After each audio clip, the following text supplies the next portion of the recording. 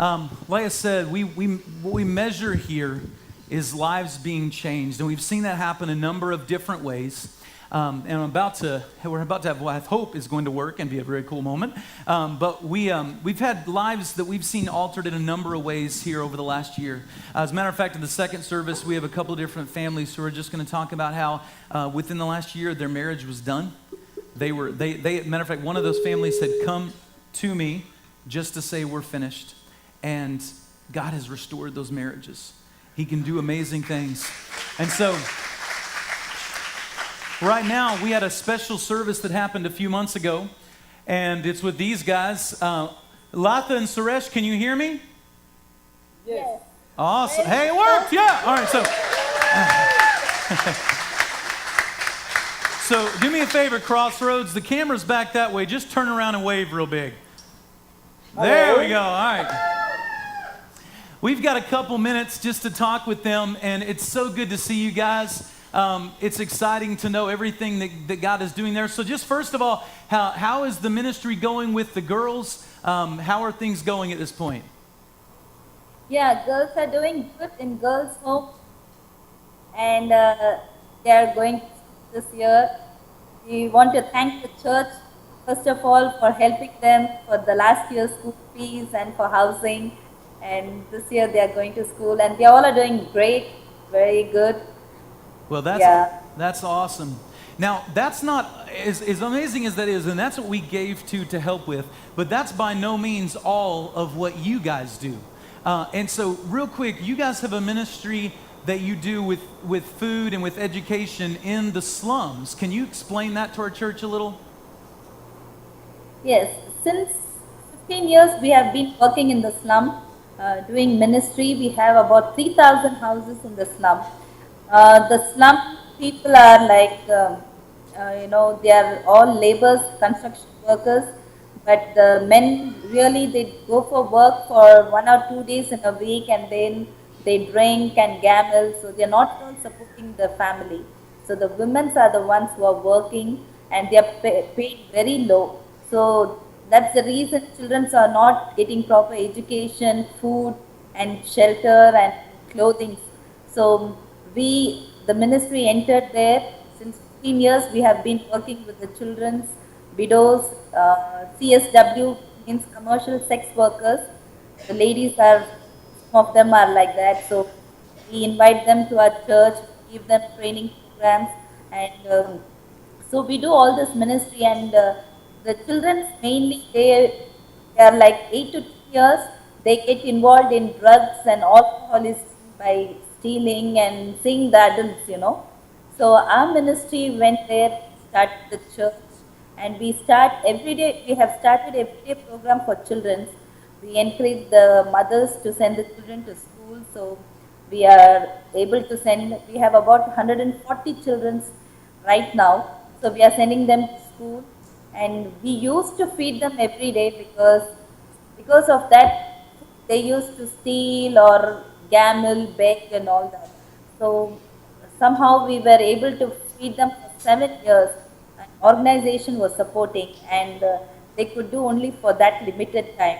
So they have stopped that. Since 1.5 years we are struggling for that, and so children are doing good, and many of them have graduated their high school. They are working. They are having better jobs.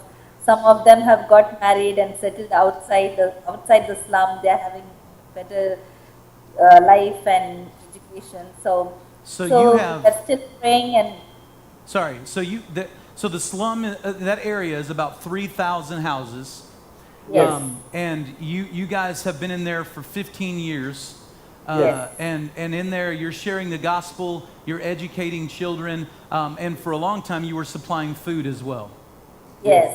That's amazing. Can we just thank God for that? That's awesome.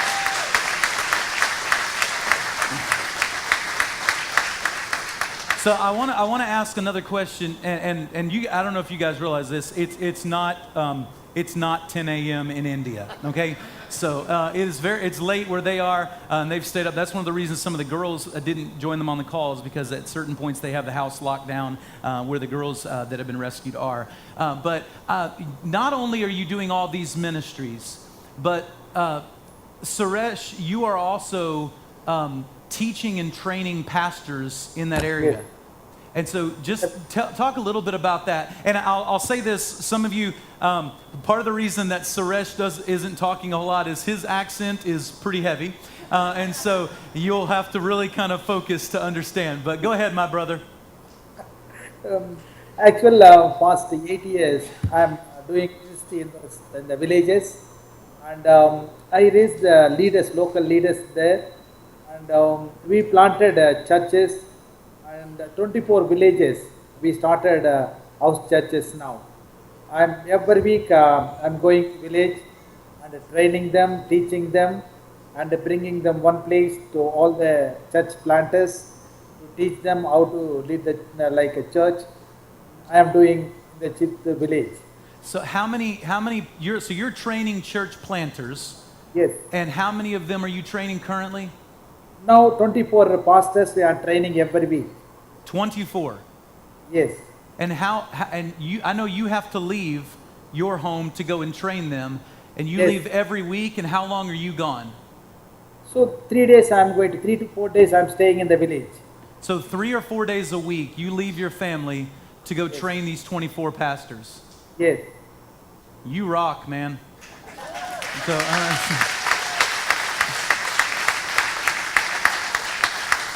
I tell you, what we need to do is we need to send you and Lata on a vacation at some point. So, but it is such a blessing to be partnered with you. I know our time is short, and we're going to talk in the second service. But I just wanted our church here to meet you and to hear the amazing. I mean, I've gotten to talk to them a lot on Skype, and that's a miracle of our technology. But you guys are just amazing people and servants of God, and we're so grateful to be partnered with you. Thank you Thank so you so much. And we would love for your church, you and team to come and visit us and help us in ministry sometimes, very soon. Well, let me We tell are you, praying for that. part of what we're going to share with you is that we are working on probably next year putting a trip together to go to India and visit these guys. And so it's awesome. Guys, we're going to let you go for now. We will talk to you in the next service. But we love you, and we'll see you in a few minutes. Okay, thank you. Okay, Thank see you you so then. much. Thank Bye-bye. you so much. We love you all. God bless you all. So I just have to say, sorry, there's a lot of little pieces going on here this morning. I'm trying to make sure I'm in the right place. So we have really been blessed. I know our service is going to be a little bit longer today, but I thought let's do something to celebrate what God is doing in missions through our church. And so there's a song that everywhere I have ever gone, and it was funny, I think, wasn't it you that said... So if you don't know Mary Ellen and her husband Chris just got back from Germany, where they go every year for how many years? 10. 10 years, and they do a sports ministry camp over there, and they were saying this is true of them as well. I've been Africa, Mexico, every part of the U.S., Germany. There is a song that every time I've done it, it has been known in a hut in Africa or anywhere else, and it's a little bit of an older school song. We're going to sing this, and then we've got another song that we're going to end with, and we're going to party at in a minute, but this, so it's not this one, guys, just so you know. We are going to just have a time of celebration for what God is doing through our missions here. And so the song that we are going to sing is an older song called Lord, You Are Good. And it's a fast song. It's a fun song. You're going to get to celebrate. And so I want to ask you to stand with me and join together. And we're going to sing this song. So here we go.